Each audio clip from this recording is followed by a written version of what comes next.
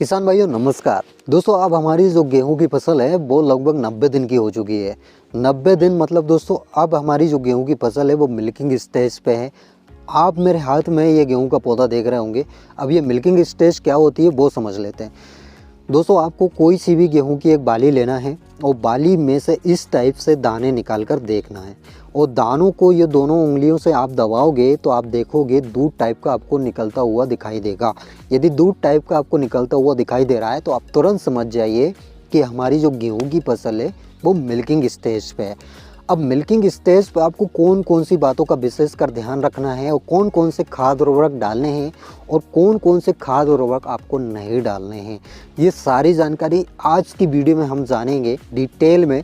लेकिन दोस्तों एक ही निवेदन है, एक ही रिक्वेस्ट है, जो किसान भाई इस चैनल पे पहली बार आए हैं और अभी तक चैनल को सब्सक्राइब नहीं किया है तो चैनल को सब्सक्राइब जरूर कर लीजिए। साथ ही साइड में आपको बेल आइकन दिख रहा होगा, बेल आइकन को दबा लीजिए ताकि कृषि से जुड़ी सारी जानकारी आपको समय समय पे मिल सके। तो चलिए दोस्तों बिना समय गवाए वीडियो स्टार्ट करते हैं।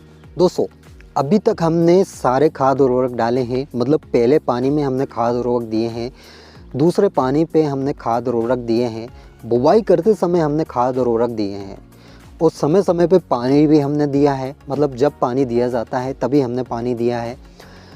लेकिन दोस्तों मैंने अधिकतर ये देखा है जब हमारी गेहूं में बालियाँ निकल जाती है या बालियाँ निकलना स्टार्ट हो जाती है तब हमारे किसान भाई गेहूं की फसल पे ध्यान देना कम कर देते हैं या यूं कहे कि ध्यान देना बंद कर देते हैं।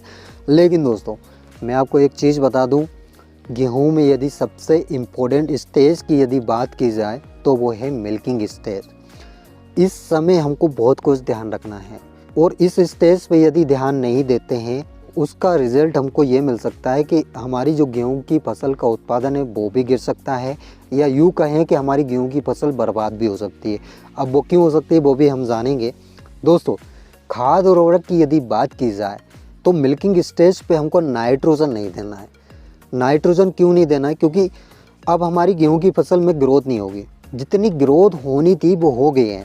मतलब अब यदि हम सोचते हैं कि गेहूं की हाइट बढ़ जाए तो वो असंभव है और यदि अब इस समय हम नाइट्रोजन देते भी हैं तो दोस्तों हमारी जो गेहूं की फसल है वो आड़ी गिर जाएगी और आड़ी गिर जाती है तो हमारी जो गेहूं की फसल है बर्बाद भी हो सकती है। आपने देखा होगा यदि मिल्किंग स्टेज पे हमारी गेहूं की फसल है और उस समय यदि आड़ी गिर जाए तो हमारा जो उत्पादन है वो 25% ही होगा।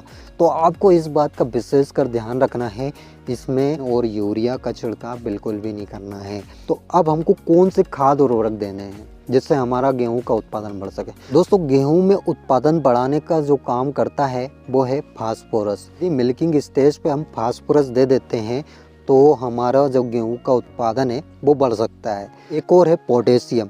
पोटेशियम क्या काम करता है दोस्तों? जो गेहूं की क्वालिटी है, मतलब गेहूं में जो चमक आती है वो किसका काम है? पोटेशियम का। तो आपको दोस्तों फास्फोरस और पोटेशियम ही डालना है, इसके अलावा कोई सा भी खाद उर्वरक आपको गेहूं की फसल में नहीं देना है। तो इसके लिए आप मिश्रित उर्वरकों का भी छिड़काव कर सकते हो। मतलब आप फास्फोरस और पोटेशियम अलग से तो नहीं डाल सकते अलग अलग, मतलब फास्फोरस पहले डाल दिया और फिर बाद में पोटेशियम डाल दिया। इसके लिए मिश्रित उर्वरक का आप छिड़काव कर सकते हो जिसमें 05234 आता है, उसका आप छिड़काव कर सकते हो यदि आपकी गेहूं की फसल मिल्किंग स्टेज पे है तो। और यदि दोस्तों आपकी फसल टेलरिंग स्टेज पे है तो आपको कौन कौन से खाद उर्वरक का छिड़काव करना है वो इससे पहले वाली वीडियो में मैंने बताया था। लेकिन खाद उर्वरकों में आपको बहुत कुछ ध्यान रखना होगा और यदि आप ध्यान नहीं देते हो तो उसका असर हमारे उत्पादन पे हो सकता है।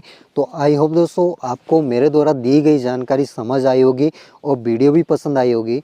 वीडियो अगर अच्छी लगी हो तो एक लाइक, और अगर दोस्तों चैनल पे पहली बार आए हो अभी तक चैनल को सब्सक्राइब नहीं किया है तो चैनल को सब्सक्राइब करना बिल्कुल ना भूलें, साथ ही बेल आइकन को प्रेस कर लें। धन्यवाद दोस्तों।